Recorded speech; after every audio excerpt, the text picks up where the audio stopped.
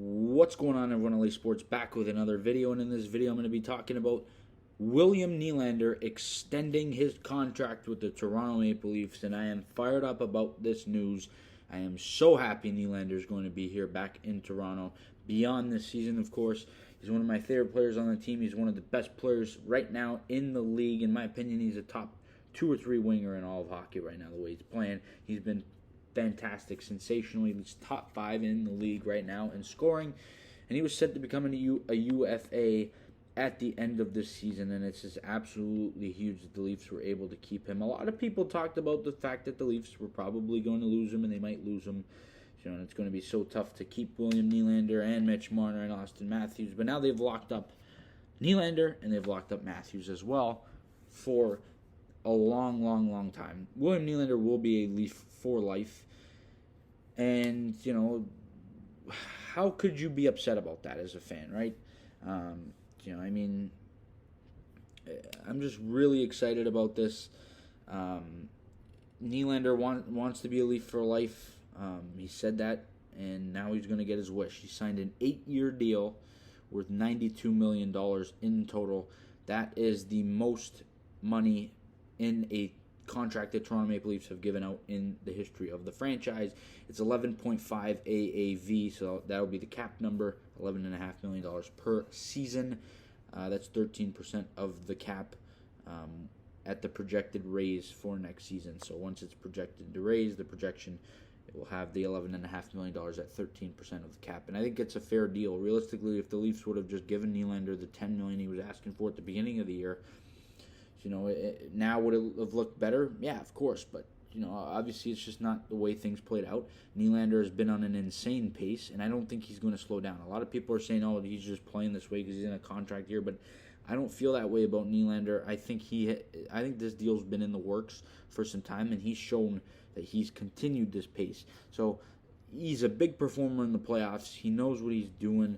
He's a great player. And I think it's a great deal. The Leafs' future is bright. There's no doubt. It's bright right now, and the future is also bright. So it's just, the fact that the Leafs are going to be contenders here for the next 5, 6, 7, 8 years is definitely something to be happy about. It's something to look forward to, and it's just really exciting. But looking into this deal, breaking it down, it includes a full no movement clause and a significant signing bonus of $69 million. So that is a very, very big benefit for William Nylander. And I guess, for MLSC and the Toronto Maple Leafs, it doesn't really matter. The Leafs are such a big ownership group, and they're such a big franchise that signing bonus money is just, really for the franchise doesn't really matter. And it's just a huge plus, a huge bonus for the player. And so the Leafs want to satisfy Nylander. They've done that, and it's just really exciting. I think Nylander is going to continue to play this way, the way he's been playing. I don't think that there's any doubt about that. I think he's deserved this contract. He's deserved the money, and I think he's going to continue to prove why he deserved this money. He's now under contract until 2032. That's the longest of any Toronto Maple Leaf. And then of course next season, or maybe even this offseason, the Leafs will have to deal with John Tavares and Mitch Marner, but that's down the road. Right now, the only worry now, the contract issues are all gone. They're behind us.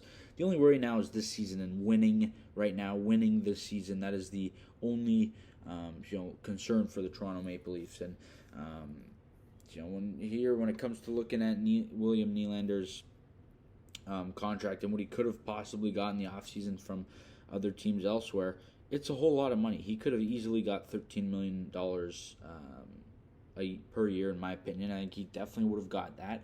And, I think the fact that he's signing here in Toronto, knowing he's making less on a per year average, shows you how bad he wants to be here in Toronto. Because if he didn't like being here, he didn't want to be a Maple Leaf for life, he would say, I'm going to go into the offseason, I'm going to go into unrestricted free agency, see how it plays out, and I'm going to go get the most money I can possibly get anywhere else. And that would have been a team like the Detroit Red Wings maybe, or a team like the Columbus Blue Jackets, or So a team with a lot of cap room, a lot of cap space, who would just throw him 12, 12 and a half, $13 million just to get him there.